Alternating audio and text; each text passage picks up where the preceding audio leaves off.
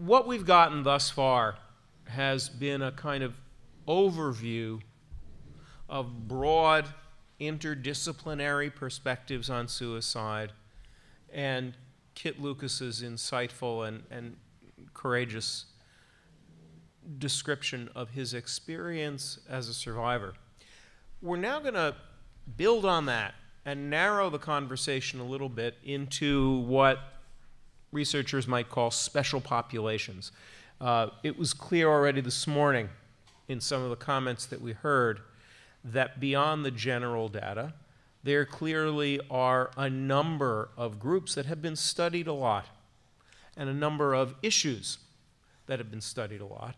We also know as journalists that issues like veterans, issues like teens, issues like youth in general, gay youth in particular, LGBT youth in particular, have been the subject of a lot of attention. So we're going to take that general knowledge from this morning and now focus the conversation a little bit for the balance of the afternoon. This first panel is on youth, bullying, and social media, a contemporary dilemma. And I think the reason for the subtitle will become clear as we talk. Certainly we as journalists experience a lot of dilemmas when reporting on children and youth issues in general. Right? Privacy, the higher degree of privacy that children and teenagers need and expect versus public issues. The difficulties of telling stories involving young people, the difficulties of getting information, building trust, consequences for people's lives, all of that, these are big issues for us. But there are also special dilemmas that come up when you're talking about issues like social media, bullying, and youth.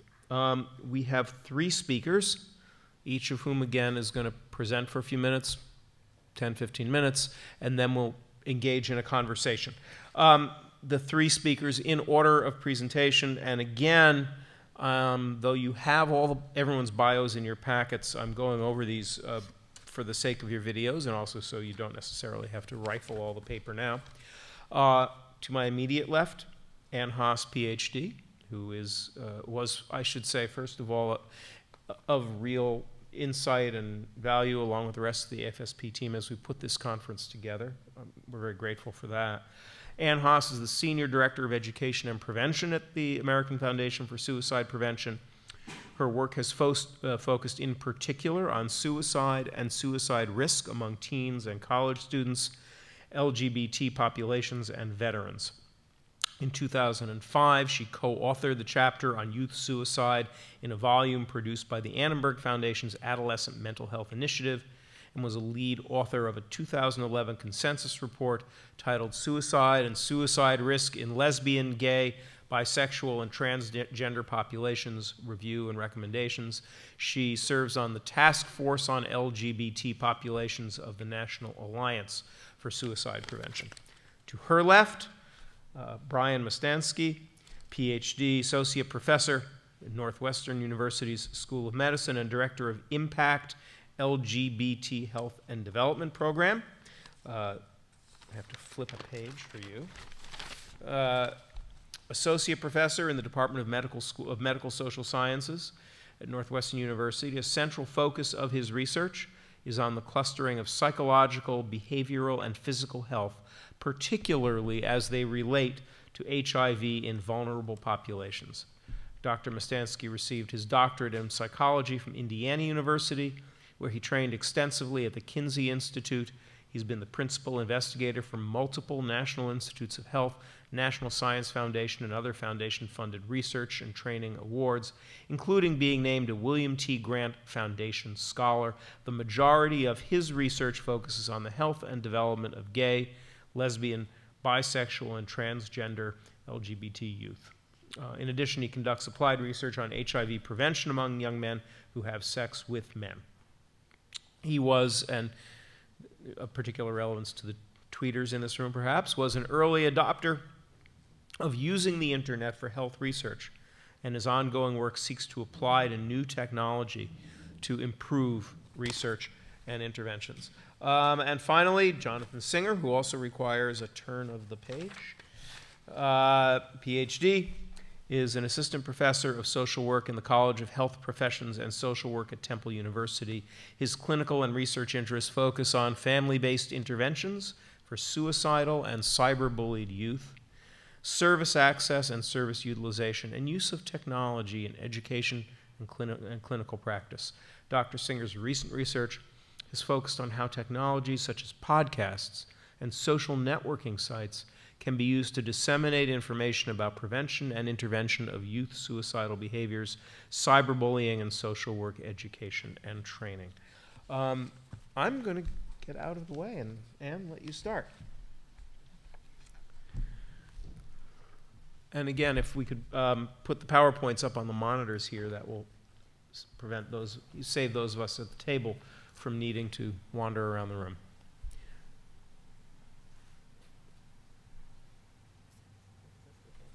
But just start and we'll catch up. Okay, all right, good. So, well, good, thanks very much.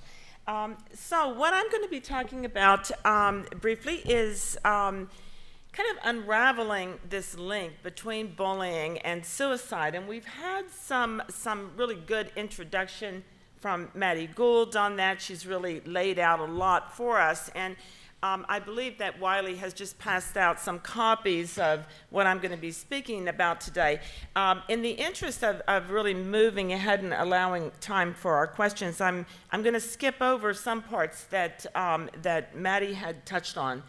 But one of the things I do that's not on these PowerPoints that I do want to start off by noting is that while we're talking about youth, let's not lose sight of the fact that youth have a relatively lower rate compared to other groups in the population. Overall about 7 suicides per 100,000 compared to about 17 per 100,000 among mid-age adults. So this isn't in any way to say this is not an important group to talk about. It's vitally important, but I think that's just important to kind of keep that in mind. So this is what I'm going to be touching on. Starting off, this is a relatively new linkage, bullying and suicide. It's been around in the minds of some researchers, notably Maddie, for many years, but Maddie's been kind of lonely in that discussion up until about 2009, and that's really when we've seen all of this getting this incredible amount of attention. I'd like to start by noting some of the really positive things that have come from this discussion, and much of this is due to you and your colleagues who have been writing about this, not from researchers. Certainly, the media attention has really given us a window into recognizing the very serious harm that bullying really brings about. It's also made us much more aware of the disproportionate burden of bullying on already vulnerable youth. It's been a prod to legislation. We've really opened up this Safe Schools Improvement Act again for scrutiny. It's not yet ready for passage, I don't think, but it certainly is being talked about, and we've had a really good conversation that's been started. However, there is also a very real downside to that. We've had a lot of heat generated, a lot of dramatic, sensationalized writing. Someone earlier asked about terminology, and one of the terms that I think that we really want to be very careful about is that use of the term epidemic.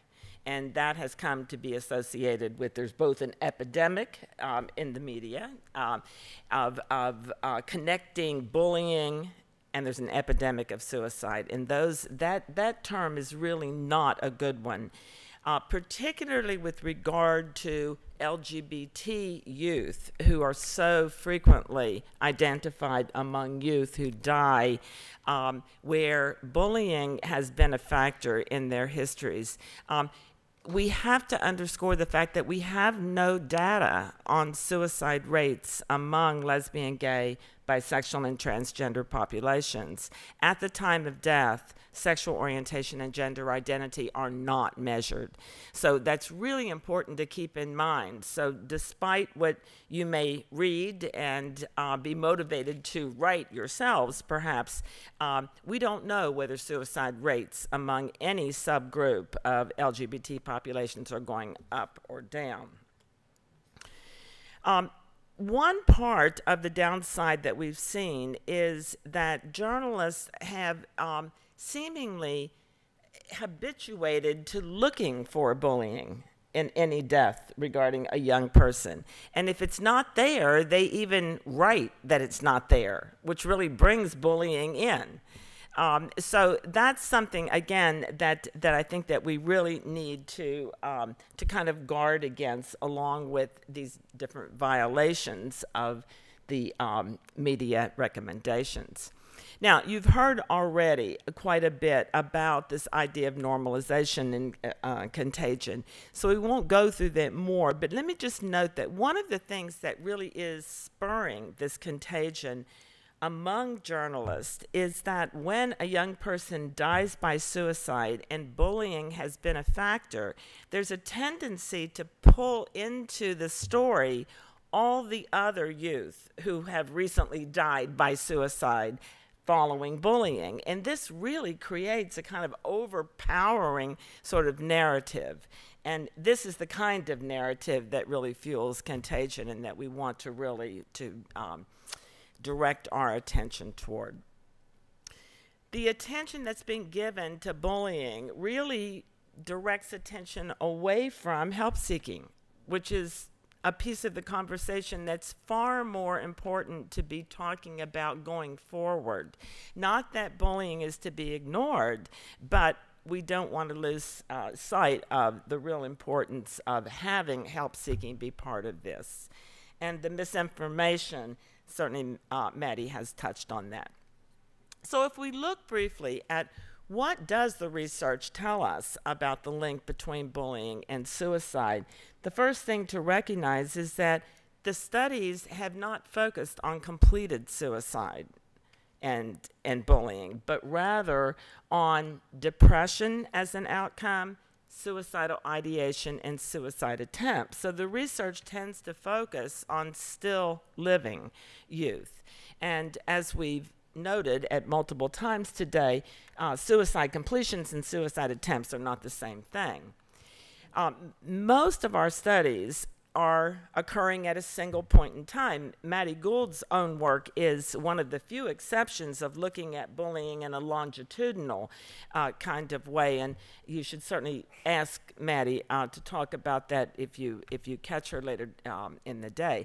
But when you only look at one point in time and you see bullying occurring and others of these outcomes, depression, suicidal thinking, and the like, it's very difficult to unravel what's the cause and what's the effect. We also rely very heavily, overly heavily, on surveys of youth themselves to tell us what they're experiencing, and I think that there's some difficulty in that reliance as a method.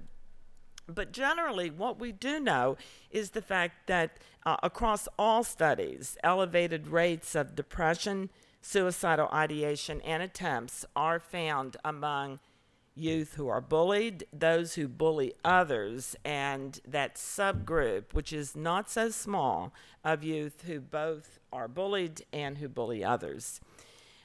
However, across all studies, these outcomes occur, particularly suicide-related outcomes, occur in a very small percentage. It's a really pretty consistent finding of the studies.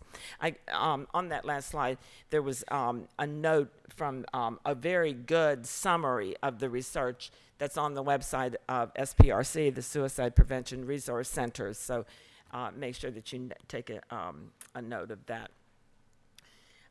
There are lots of confounds here in trying to unravel this linkage, partly because factors that are related to bullying are also directly related to greater suicide, depression, for example. And that makes it very hard to kind of dig down and try to get what are the really, where did that ravel begin. Okay, some of the factors that are related to bullying others. If we look at some possible ways in which bullying and these other factors, such as depression, can be related, and we don't have the research. Let me be really clear on that. We don't have much that tells us which of these possibilities are true, but we do believe that persistent involvement with bullying can lead to loss of self-esteem, isolation, depression, and these other outcomes. Bullying can certainly also precipitate suicidal behavior in youth who are already vulnerable. However, something that we don't take into consideration very often is the fact that depression, other mental disorders, developmental disorders can manifest in ways that increase the likelihood that someone is going to be bullying, and also that bullying others may be a sign of mental health problems.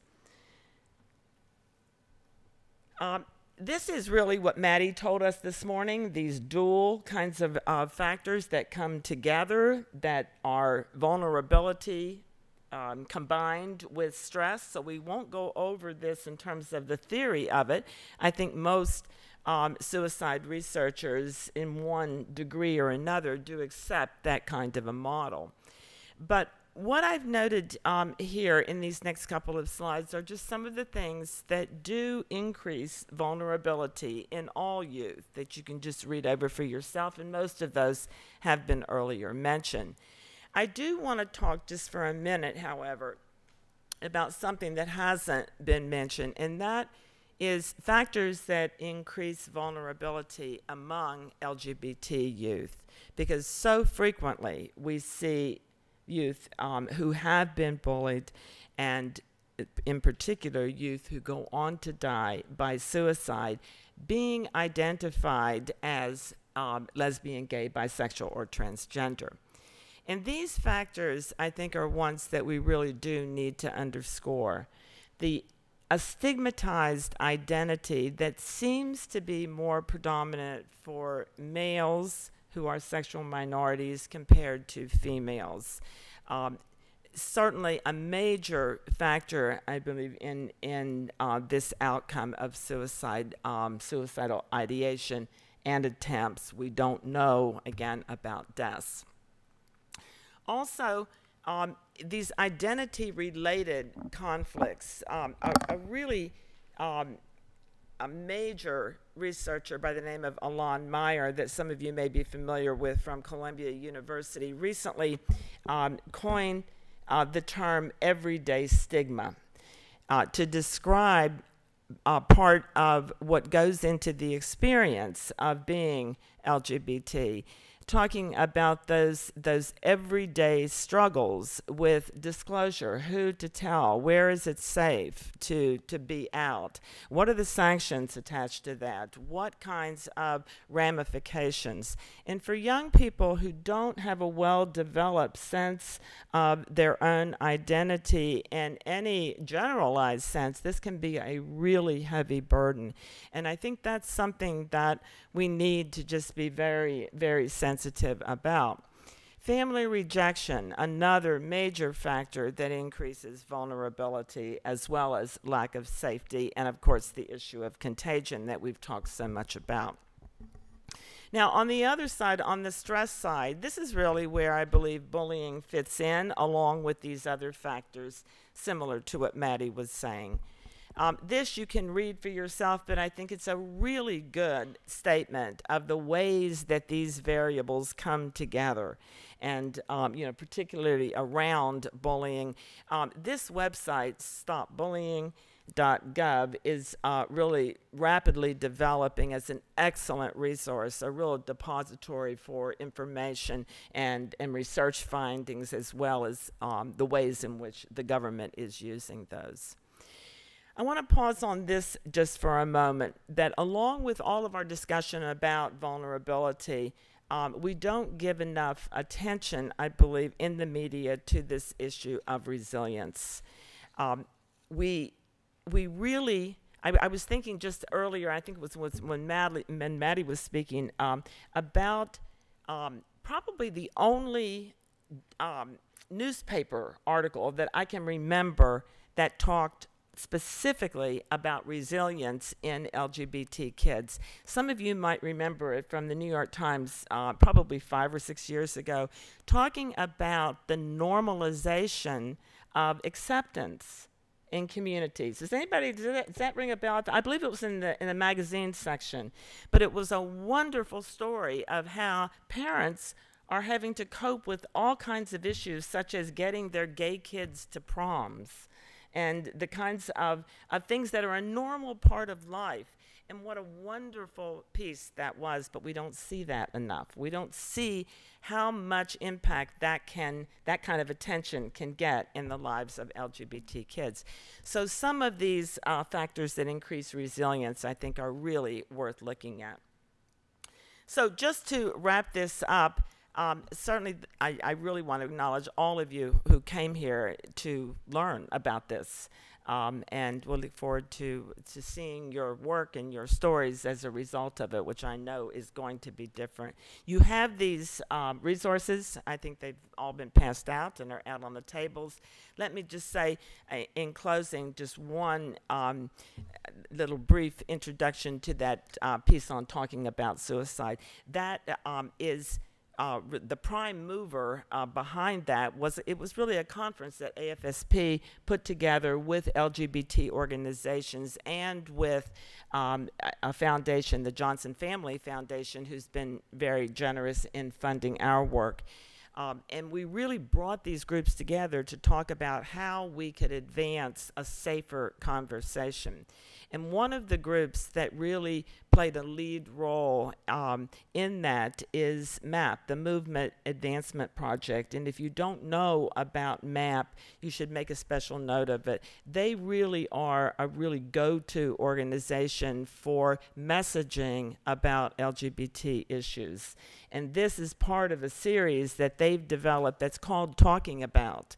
And in addition to talking about suicide in LGBT populations, they've done some really good work on other major issues that affect LGBT communities. So they're a great resource and work very closely with the media.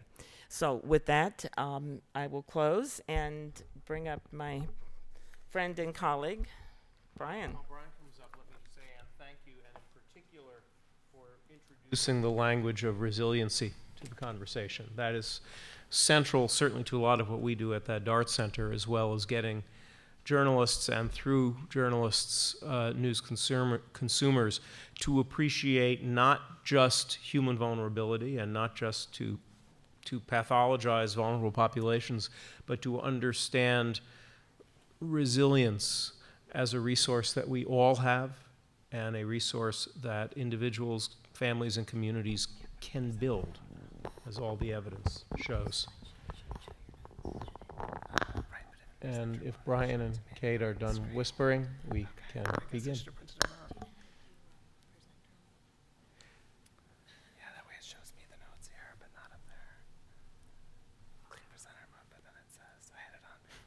Anne, let me ask you quickly, since I've got you. Is there, in fact, a lot of research on resilience and suicide among youth? Is there a place to go for that? There's actually not a lot, and Maddie helped me out here. I mean, we're starting to see some research and some programming that is developing specifically with regard to addressing that. Maddie, would you say something about the sources of strength?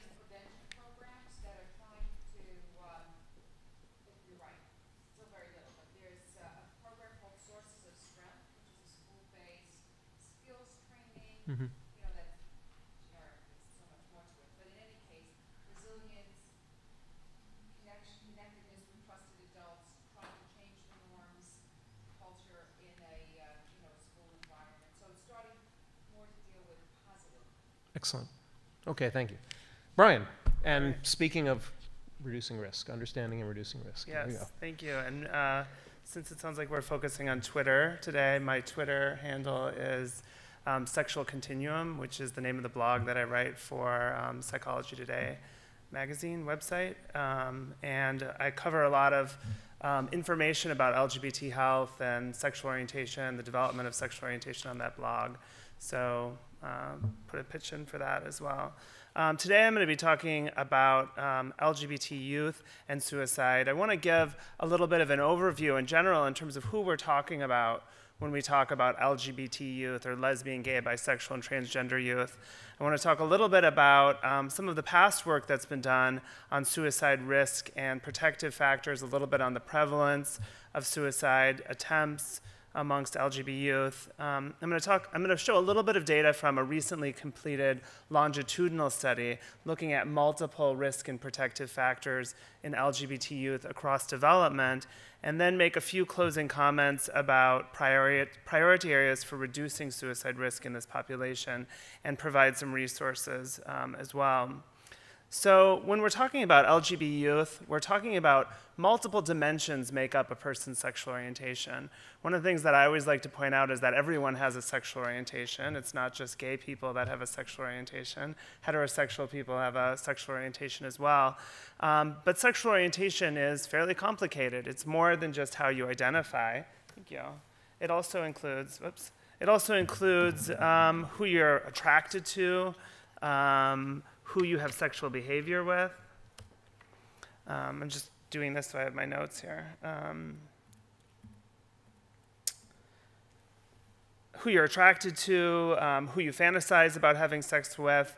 These are all different dimensions of sexual orientation. When we're talking about young people, these are not perfectly correlated. So there are people who identify as gay but have only had sex with people of the opposite sex so far in their lifetime. People who identify as bisexual. So when we start talking about sexual orientation, particularly in young people, we have to remember that there's different dimensions of sexual orientation, and they're not all perfectly overlapping. So in terms of the question of what percentage of youth are gay or LGBT, again, we return to the point that it depends on what definition of sexual orientation you're using. So this is some data that Savin Williams reported in Current Directions in Psychological Science, looking at representative samples of young people. And you can see when you look at whether or not the young person has sexual attractions to people of the same sex, there are actually more young women who report same-sex attraction than young men. Similarly, when you talk about behavior, there's actually a higher percentage of young women who report having had sex or sexual contact with someone of the same sex than men. But those numbers are higher than they were for attraction. And identity, again, we see different numbers. So that signifies both the differences in overlap as well as the differences, some gender differences in sexual orientation as well. In terms of transgender youth, transgender is really an umbrella term that includes persons whose gender identity, expression, or behavior does not conform to societal gender norms associated with sex at birth. One of the things that's important to know is that that individuals who are transgender may or may not have made physical changes to their body to match their gender identity. Sometimes we think that to be identified as transgender, somebody must have had surgery or be on hormones, but that's not the case. The prevalence of transgender identity in young people or adults is really largely unknown. We don't collect this information routinely in large population health surveys. So in terms of the question about what percentage of LGBT youth attempt suicides, we have data that comes from school-based surveys where they do surveys in all of the kids within particular classrooms or within particular schools. And we also have a little bit of data from the psychological autopsy studies of people who died by suicide.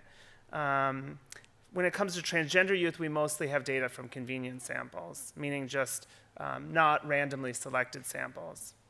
Now, the school-based samples have the advantage that they're representative of the population. They weren't selected based just on their sexual orientation, but they studied all of the kids in the school.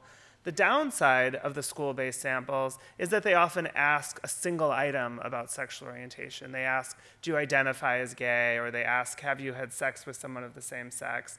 Or they ask about attractions. But as we saw in earlier data, those things do not perfectly overlap. So that's a big limitation of a lot of the school-based data. And they oftentimes only have a few items about suicide. They may ask simply if somebody's made a suicide attempt without defining that. They may ask about suicidal thoughts. And so that's a limitation as well of these school-based samples. But I'm going to show some data from a meta-analysis, which means an analysis that pooled data across a whole bunch of different studies. And what they found was that this is suicidality very broadly defined. So it includes suicidal ideation, having a plan or intent, making an attempt, or having an attempt that resulted in an injury. And you can see the rates of suicidality for males and females by sexual orientation. So a little less than 30% of the male gay bisexual youth, nearly 40% of the female sexual minority youth, about 30% overall, endorsed some element of suicidality. And that number is still quite high, actually. 12% overall in the heterosexual youth endorse one of these dimensions of suicidality. But it is, significantly lower, more than half the rate found in the gay, lesbian, bisexual youth. The other thing is that we see that the rate for bisexual youth is actually much higher than it is for the gay and lesbian youth. Young people who identify as bisexual or engage in bisexual behavior are actually the highest risk amongst all of these groups in terms of suicidality. And their odds of having endorsed some aspects of suicidality are about 5 times higher than they are amongst gay and lesbian youth. As compared to the heterosexual youth, whereas the gay and lesbian youth have about twice the odds of some aspect of suicidality. And these differences, I know this is collapsing across a whole bunch of different dimensions of suicidality. The difference gets bigger the more severe the aspect of suicidality that you're talking about. So the difference is nearly 4 times for a suicide attempt that resulted in injury or serious medical attention, but only about twice as high when you're looking at ideation. So the more severe the aspect of suicidality, the more severely at risk the lesbian, gay, bisexual youth are. We mentioned a little bit about the differences between suicide attempts and suicide completion. One of the things that I think is important to acknowledge that suicide attempts are a risk factor for completing suicide, of course, but they also have their own morbidity attached to it. When people make a suicide attempt, they may have cause injury to themselves that may be a lifelong problem associated with that suicide attempt. So we need to take suicide attempts seriously, not just because they are a risk factor for death by suicide, but also because they have their own morbidity attached to them. In terms of the research on death by suicide, there's 3 studies that looked at adolescents and young adults who died by suicide. And essentially, they did this psychological autopsy type approach where they would go and interview the friends and family of the people who died and try to discern the sexual orientation of that person. Now, you don't have to be a scientist or have gotten a PhD in psychology to recognize that there's a lot of problems with that approach. If you know somebody who's gay, you can imagine going and asking their friends and family about their sexual orientation and how many of their friends and family might know that, particularly at a young age. But nevertheless, this is the approach that we have available in terms of understanding death by suicide. And what these studies have found is that the LGBT youth were not overrepresented in the samples that they looked at. There was, however, one study that found that the LGBT youth were more likely to have consulted a mental health professional prior to their death by suicide. And I think that's useful for us in terms of thinking about suicide prevention. Again, it goes to the idea that people are reaching out for help. Why is it that we find a difference in suicide attempts? We find a disparity in suicide attempts, but it doesn't appear to be one in those few studies of suicide completion. It could reflect a true difference in lethal suicide attempts. So it's possible that LGBT youth are more likely to make suicide attempts, but they're non-lethal attempts. It could reflect methodological limitations of the psychological autopsy studies, or it could reflect a tendency to over-report attempts amongst the LGBT youth or to under-report attempts amongst the heterosexual youth. Oops. In terms of transgender youth, we have very little data here. There's only essentially a handful of studies that have even looked at this.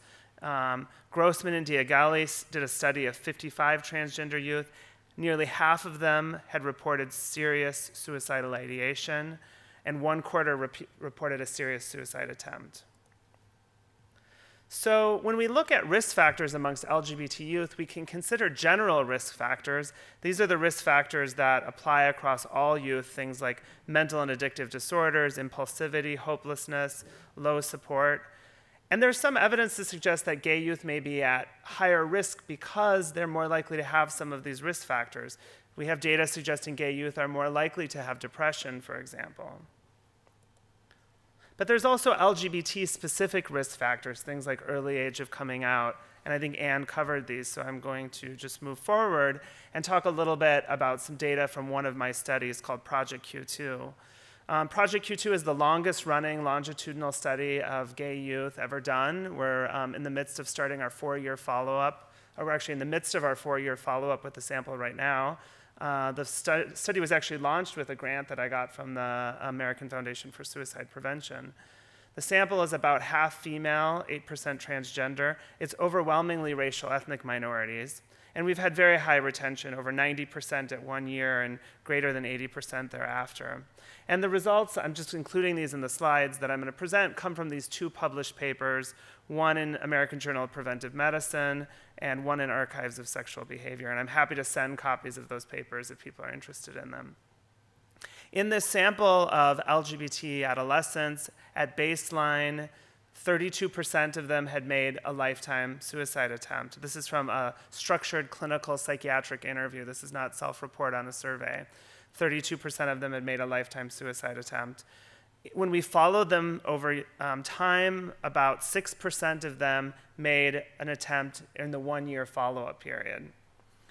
In terms of predictors of suicide attempts, 14% met criteria for major depressive disorder, 27% had minimal family support. We look at that from the other direction. Almost 75% of them had at least some level of family support. And overwhelmingly, it's almost a universal experience that they had some form of LGBT-specific victimization, meaning people destroyed their property because they were gay, they spit on them, they attacked them physically, they called them names. In terms of what predicted a lifetime suicide attempt, what we see overall when we look at all of these risk factors, all of them had a bivariate correlation. They were all associated on some level. But when we put them all into one analysis, we get a sense of what are the most important predictors across all of these different risk and protective factors. And when we look at all of these things, what we find is that the 2 that really stand out as risk factors for making a lifetime suicide attempt are major depression and hopelessness. Across all of these variables that we looked at, these were the 2 that were significant in a multivariate model. In fact, we did a type of statistical analysis called mediation analysis. It tells you what are the closest predictors, what are the factors that are really driving the suicide attempt. And it turned out all of these things increase risk, but it's really because victimization and low social support and some of the other issues are driving increases in hopelessness and depression. And that's what's producing the suicide attempts. Similarly, one of the things that we found is that longitudinally, the biggest predictor of making a prospective suicide attempt was making a past attempt. So if our young people had made a suicide attempt in their lifetime at baseline, the odds that they would make a suicide attempt 1 year later were more than 10 times higher. To put that another way, during the 1-year follow-up, 5.5% of participants reported a suicide attempt, which is 13. 10 of these 13 participants had a history of making a suicide attempt before. Of the 75 youth who had a lifetime history of suicide attempt at baseline, 10 made another attempt during the follow-up period. So what this tells us is that a suicide attempt is a very substantial predictor for making a suicide attempt again in the future. In terms of some priorities, We need to address victimization and bullying amongst LGBT youth. In fact, some of our research suggests that even when you look at things like social support, which are very helpful for young people, you can't support away the effect of victimization. Social support is what we call promotive. It's a good thing. It helps youth do better, but it's not protective, which means if a young person is getting bullied, family support is not enough to take away those toxic effects of victimization and bullying. You have to address the victimization and bullying directly.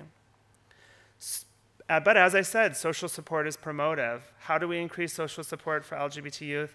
Things like LGBT youth centers, online resources, gay-straight alliances, improved family relationships and parental support.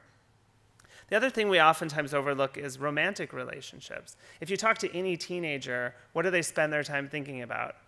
Who am I going to date? When am I going to see that person? When are we going to go on a date? What are we going to do when we go on that date?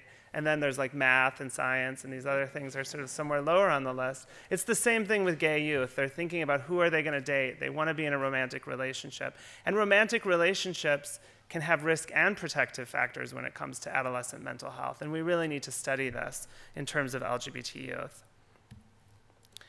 Some resources, the Trevor Project, which is a national hotline for LGBT youth, has a lot of information about LGBT youth, and particularly it has some social marketing materials that can be used and shared from their website.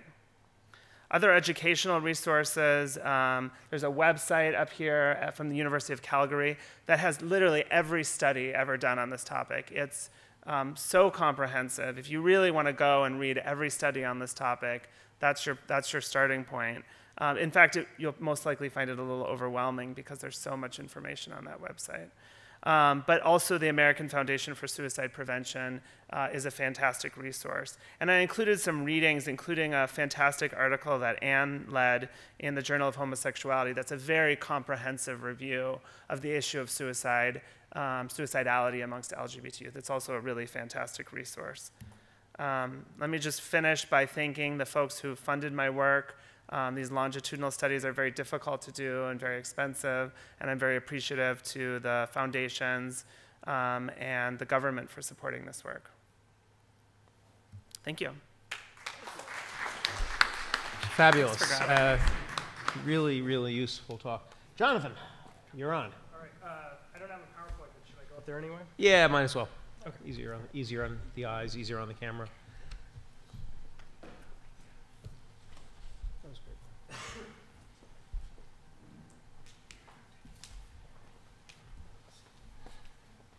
Hi, good afternoon. I'm Jonathan Singer. I'm from Temple University here in Philadelphia. And I don't have a PowerPoint for a couple of reasons. One, because I want to talk a little bit more, I want to talk about a client that I have been working with that sort of exemplifies some of the issues that we've been talking about here. And I couldn't figure out a way to get visuals to go along with this story. So hopefully my words will paint pictures. Before I tell that story, I wanted to just throw out a couple of things that I think are interesting around youth suicide and cyberbullying. One of the things that so the CDC came out with new stats for mortality data a couple days ago, and the leading causes of death didn't change in the 15 to 24 age range. Homicide is still second, suicide is still third. But what I thought was interesting was that the numbers of people that died by homicide and suicide shrank significantly. So whereas I think it was the last year's numbers, it was a difference of about 500. This year, it's about 78. So the difference between the second and third leading cause of death in the 15 to 24 age range is only 78 people. And I don't know if that's going to flip next year or the year after, but it's possible that we might see this shift in that age range. So, and I say that because when we're reporting, we sort of academics or you journalists, we oftentimes say, suicide is the second or third leading cause of death among youth. And sometimes the difference between second and third can be very small. And so that's the point of that statement. Another thing that I wanted to say is that when we're thinking about cyberbullying and victimization, one of the things that among youth that we don't often think about is who are the people in the schools that are working with these kids, right? So we have a lot of data on kids and their perspectives. We have a lot of data on, well, I shouldn't say a lot of data. We have data on kids. We have data on adults' perceptions, but we don't have much data on what school providers think and know. And a colleague of mine and I did a small study. It's not nationally representative. We're actually in the process of doing a follow-up that is going to be nationally representative. But one of the things that we found was that among school social workers in the Midwest, the majority of them thought that cyberbullying was a serious problem. But only 40% of them said that they had any idea of what to do to deal with it. And so I thought this was sort of shocking. Maybe not surprising, but shocking. And when I went to present to some sixth graders, I presented this information and I said, so how many of you, raise show of hands, how many of you know somebody in school that you could go to if you had an issue with being bullied online, cyberbullying, texting, that sort of thing? Not a single hand went up. And so these kids were telling me, and again, this was one classroom. I know we have a bunch of like hardcore serious researchers here, so please don't jump on me.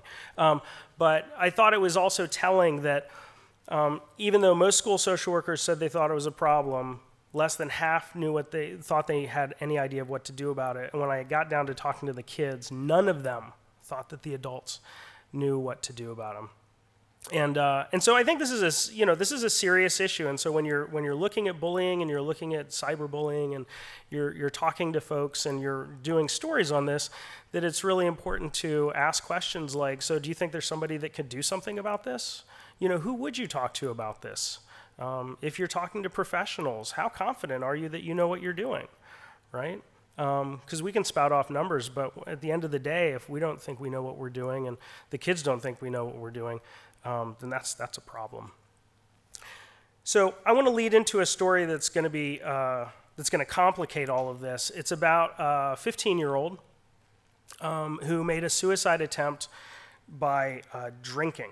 And I know this goes against what Dr. Joyner said earlier in the day, and I'm glad he's not here. But I have to say, after the hundreds of kids that I've worked with who've made suicide attempts, this is the only one that actually reported making an attempt by overdosing on alcohol.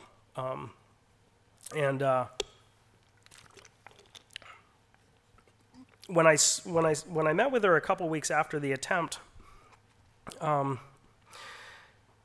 she told a story about how she had been homeschooled and up until she was in the 7th grade, and then her mom kind of lost her mind for a little bit. Turned out it was a sort of perimenopausal crisis. And this girl went through a period of 2 years where she was put into public school. And when she was in public school, she felt really harassed. Kids made fun of her for being homeschooled, for being different. Her parents had a very religious background. She had a very religious upbringing. She felt very isolated in school, except for a couple of kids that seemed to accept her for who she was, all of whom were either identified as gay, lesbian, or bi. And this was also very conflicting for her because of her parents. She didn't feel like she could talk to her parents about her friends. During this time, she also realized that she was attracted to her female best friend as well as her male best friend. During this time, she got a cell phone, which, as we know, for kids, cell phones are not phones. They're internet devices that occasionally parents call them on. And so she started surfing the web more. She started getting involved in the online world. And she very much had a sense of kind of being liberated And it was very exciting for her. And then she started getting harassed online by some other kids that went to the same school. Her parents then pulled her out of school and started homeschooling her. But instead of homeschooling her with the parent teaching, she got into an online school. And she found herself online all the time. And again, she found herself sort of enmeshed in this world of Facebook and Twitter and chat rooms and things like that. And so this is, all of the pieces here, any one of these pieces could be pointed to as things that contributed to her desire to end her life. And one of the things that happened was that there was she reported a really bad bullying incident, exposure to some alcohol that made her very sick, a decision that she was going to go seek out that alcohol again. But the underlying issue that would never get reported on was that she really felt like she had been completely abandoned by her parents when she was in the 7th grade. And she had a conversation with her mom in our therapy session that suggested that all of these other parts of the story were important, but the most important thing for her was that when her mom went through her perimenopausal crisis, that's when she decided to no longer homeschool her kid. And the daughter took that as saying, you are the cause of my problems. You need to get out of the house. And then what happened was the mom started getting better, right? So her perimenopausal crisis lasted about 6 weeks, 8 weeks, something around there. And it was just long enough for the daughter to start school, and she saw her mom get better.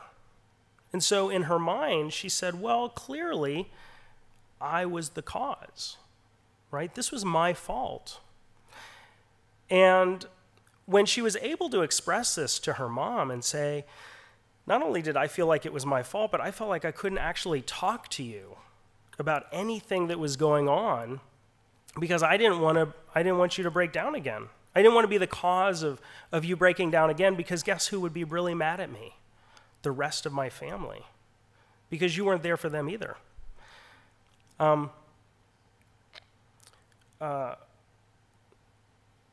So she had this conversation with her mom, and she had a similar conversation with her dad that was also very powerful. And about 3 weeks went by, and she was doing really, really well. Suicidal ideation was significantly reduced, really improved communication with her mom, communication with peers, all that sort of stuff. And then something happened with one of her friends, where one of her friends didn't show up to go out one night, and it kind of sent her in a downward spiral. And she did something that she hadn't done in about 3 months, which is that after 3 or 4 days of not talking to anybody about how bad she was feeling, she cut. Not to kill herself, but to relieve the pain. And this is one of her coping mechanisms.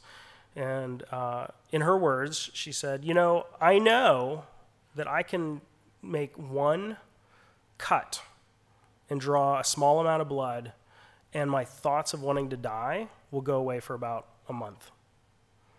And nothing else was working, so I turned to that as a coping mechanism. And, as a therapist, it's really scary because we know the statistics and we know that there's this interaction between self-harm and suicide. And so the question is, what do you do? This isn't a clinical practice class, so I won't go into details about that. But what makes this a complicated story is what makes all stories about kids who are suicidal complicated, is that you have self-injury, you have substance abuse, you have LGBT issues, you have parent-child connection issues, you have issues of being in the school, of not having people you can talk to or communicate with. And this girl that I'm telling you about is not more complicated than any of the other clients that I see who are suicidal. And so I share this because this is some of the complexity that as clinicians we have to kind of try and make sense of, right? We have to come up with our own story about why this is happening and how we can keep it from happening. And the story that I told with this girl, the story that seemed to make a lot of sense was that as long as she thought that she was going to be a burden to her parents, and as long as her parents stepped back so as not to feel like they were watching her too closely, she was going to feel invisible. So it was this real dance they were doing. The type of therapy that I've been doing with this girl is called attachment-based family therapy. And if you're a therapist or you're a psychologist or researcher who does work on therapies, you'll recognize that there was a definite attachment narrative in that story. I mention this because there was a question earlier about how do we know what treatments work. And one of the problems with empirically supported treatments for kids is there are far fewer of them than there are for adults, especially when it comes to suicide. But the other problem is that even if there are empirically supported treatments for whatever issues you're reporting on, whether it's bullying or depression or anxiety or whatever, if you take all of the empirically supported treatments that have ever been developed and validated, it still only deals with about 30% of the problems that kids who come into community mental health clinics will come in with, simply because of the nature of how we establish evidence. And so attachment-based family therapy is a family therapy for suicidal youth with an emerging evidence base. And you can find more about evidence-based practices on the NREP. What is that? The National Registry of Evidence-Based Practices. So, thank you very much. Brian, thank you. Jonathan, coffee time. It was a really rich addition to the conversation, moving us away from the data which aggregates and into the complicated world of individual experience, which is what we're always talking about. I'm going to throw out one question for all of you, and then we'll move it to a conversation in the room. I know last year I was deeply engaged, and I think a lot of us were deeply moved and engaged by the It Gets Better campaign that Dan Savage started. Is there any evidence basis for the value of that kind of sort of testimonial-based project in reducing suicide? I mean, a lot of us felt instinctively this is giving kids a voice, it's giving a sense of the future, blah, blah, blah, but does it connect anywhere with stuff you guys have looked at? Well, I can at least speak to the validity of the claim, whether it gets better or not, which I think is one place to start. If we're going to tell kids that, it should probably be true. Mm-hmm. And we actually have a paper that should be coming out soon in this cohort study that I mentioned, where we've followed these kids over 4 years.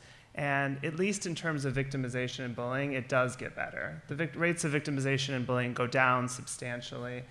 Primarily after people leave high school, which isn't surprising because sort of bullying is not so common amongst college students. There might be teasing and whatnot, but there's less of the types of bullying that we see in high school. So at least I can speak to the fact that the claim made within the video are true. I don't know of any evidence that telling kids that has a positive impact. That might be something a clinician might know the answer to more, but I'm... There were at least 2 different groups that approached us about trying to evaluate that program. And unfortunately, it came sufficiently long after it had started that there really wasn't a good way to loop back. We also had no data in terms of what these young people that would have been study participants may have been experiencing prior to the campaign. So it's one of those kinds of lost opportunities that we probably won't be able to get data on it.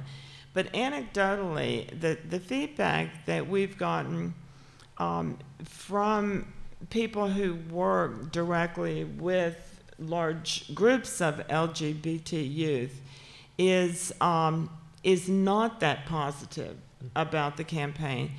Of feeling that message of hang on, things will get better, and hearing the stories of adults for whom it did get better. Because I totally agree with what Brian is saying. The facts do speak to things getting better, but they felt that in the immediacy of the painful situations that they were in, that waiting until things get better wasn't particularly helpful. Now, part of that could have been in the way the messages were couched, because the truth is, it gets better had one theme, but hardly one message. There were so many different people that were speaking, and not everyone was equally, impactful. But I'm just not. I think it's an excellent question. I wish we knew more about it. Okay. From the floor, who has the talking stick? All right.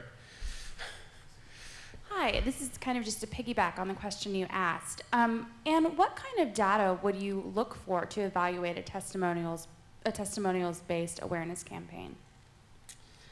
That's a really, really good question, because there's just so many methodological challenges from that in terms of who hears it, and just measuring the dose of the campaign that someone gets is a real challenge. We actually did toy with the idea of how could we simulate a campaign in a more structured, controlled way, of actually designing a message that could be given to representative groups of youth, and creating control groups out of, from a common pool. And I think probably that in some ways could help in terms of one controlled message. Right?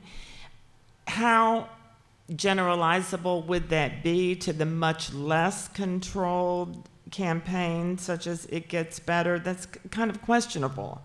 It might give us some insights, but I think one of the pieces that I believe in a campaign like that is impactful is just the duration and the frequency with which they hear the messages.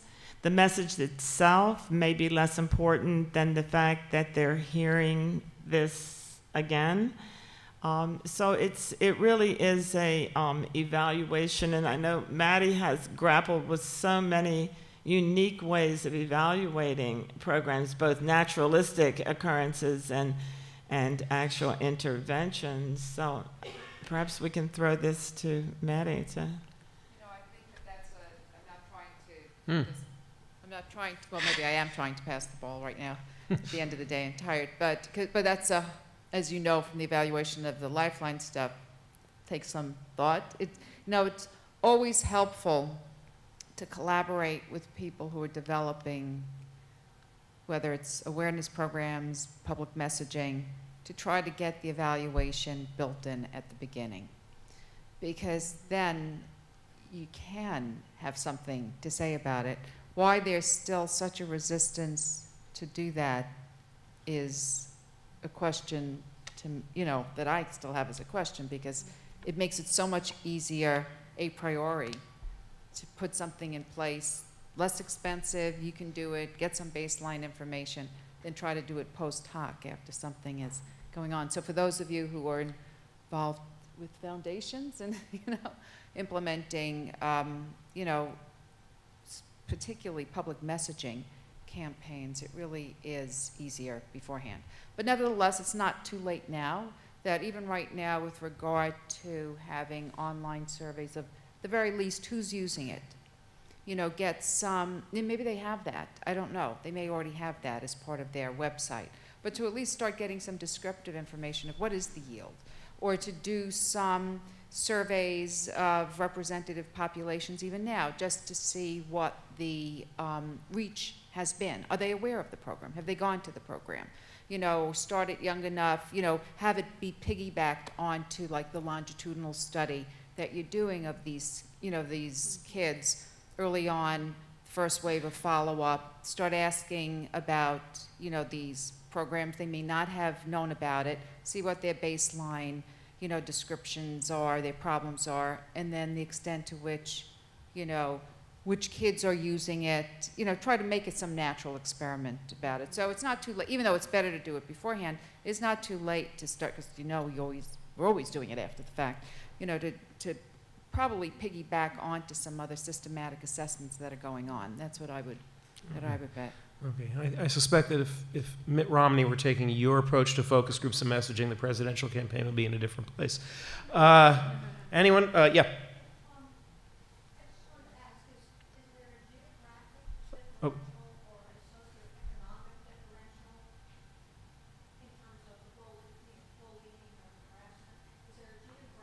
Or socioeconomic difference across the country, or do you have any idea about levels of bullying, harassment, problems? We don't have great data on that. We're one of the things that I'm leading right now is this effort to pull together all of the CDC's youth risk behavior surveillance data, which is a school-based survey of kids in almost every state and jurisdiction, asking about things like bullying, victimization. Many jurisdictions ask about sexual orientation, and we're just scratching the surface of looking at regional differences. I don't want to give away one of my colleagues' findings, which it's not my privilege to do that, but I will say that when this special issue of American Journal of Public Health comes out, we will be able to report some really interesting regional differences and which actually get to the level of policy. What kind of safe school policies do places have, and how does that vary across jurisdictions, and the positive effects of those policies on reducing disparities? But I can't give away all of the details. But for those in this room who are going to be pitching editors and producers, when will that be out? Probably early mid 2013. Okay, plan now. Write it in your calendar now. Next, sure. Regarding cyberbullying and suicides that are caused by that, I was wondering, usually as far as I know, since this is a worldwide issue, journalists know how to deal with that. When something like that happens, we would usually add a list to the parents of what to do and what not to do, and how to try and deal with cyberbullying. But I was wondering, in your opinion, what do you think about how we cover that? What do we do? Is there anything that we're not doing? Is there anything that we need to do that we're not? I think one of the things about that Anne was pointing to was this, what is the link between bullying, whether it's cyberbullying or what we call traditional bullying, and suicide. Just the very statement when a suicide is caused by cyberbullying, that's rarely, the case that a suicide is caused by an incident of cyberbullying. So I think that it's excellent to include lists of things to do, ways that parents can help keep kids safe. Share with me your password. I'll only use it in emergency cases. Remember to post only what you would want others to read. If you have news-savvy kids, you could say, look what happened to Mitt Romney, right? You never expected the 47% thing to get out, but it did.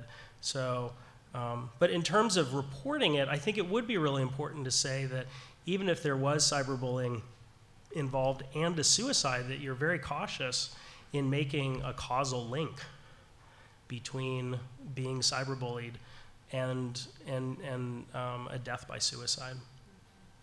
Anyone on this side of the room, which has been woefully unrepresented? Can I just add something to that while he's getting the microphone? One of the things I wish I would have said during my presentation that sort of reflects this as well is one of the things that I would really love for journalists to start saying when they cover LGBT youth and suicide is just the statement, most gay kids do not attempt suicide, comma, but they're at higher risk than their heterosexual peers. Because I think what we get to right away is saying, you know, gay kids are 2 to 3 times more likely to attempt suicide. And we started into the story, we give an example, and you lose the fact that most gay kids are not attempting suicide, or, you know, and I think it's really important to send that message for all of the reasons we've been talking about today. And I'm going to piggyback really quickly and say that what you presented in terms of the hopelessness and the depression, that's something that you find in samples of kids that aren't LGBT identified, right? And so, again, it's the question of how different are kids that we call LGBT from kids that are not LGBT, and why are you emphasizing that in a story when maybe it's not really the story? Maybe the story is depression, hopelessness. Maybe it's not. So I just want to throw that out also. Yes. You know, that leads into actually my question, or maybe kind of a point, is that journalists, you know, because of a lot of reasons, including HIPAA, don't have access to what's been going on behind the scenes with a person who maybe attempted suicide or killed themselves. I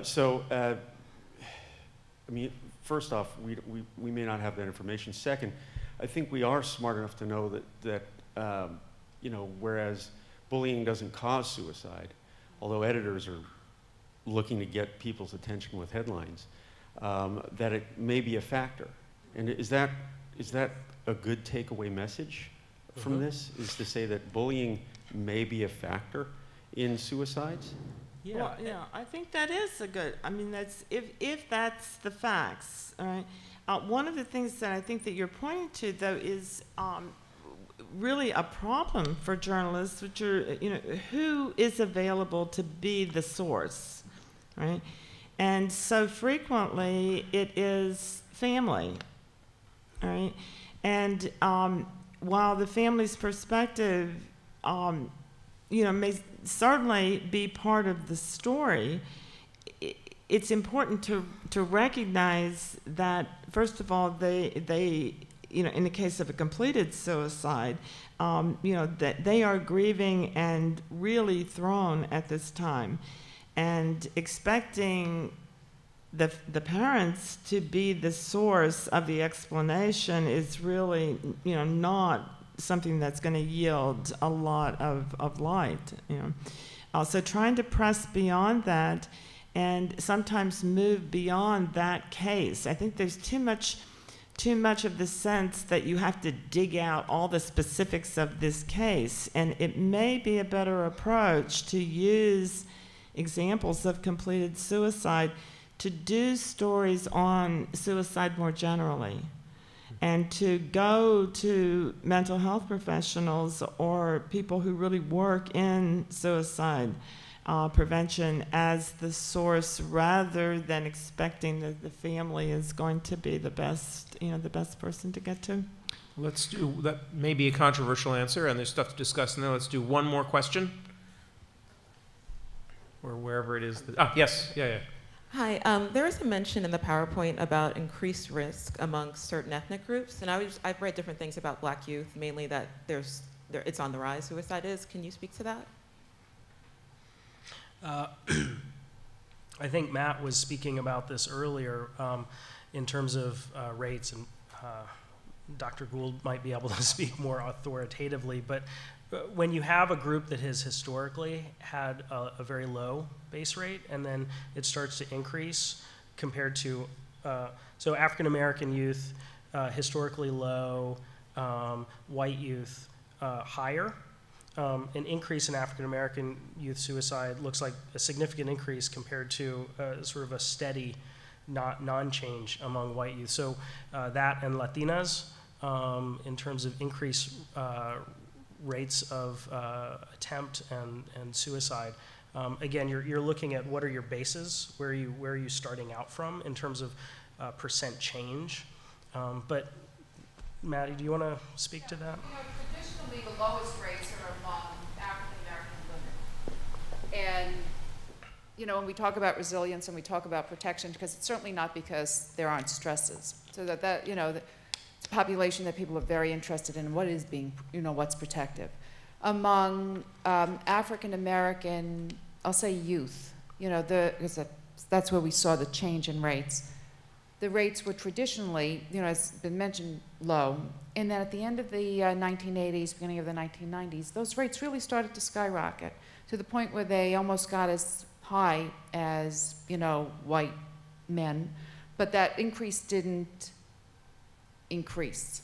And that from talking, you know, focus groups and so on, and there's now more work in church groups and so on, just to talk to folks, you know, African American communities about attitudes about suicide, that in the past, it was a white thing. And so it was not something that African Americans did, and then that attitude started to change, that it was no longer just a, you know, a white thing. So right now, the rates are not as high among African Americans as, you know, it never met the same rate as the white population, but they're still much more elevated than they, you know, were decades ago.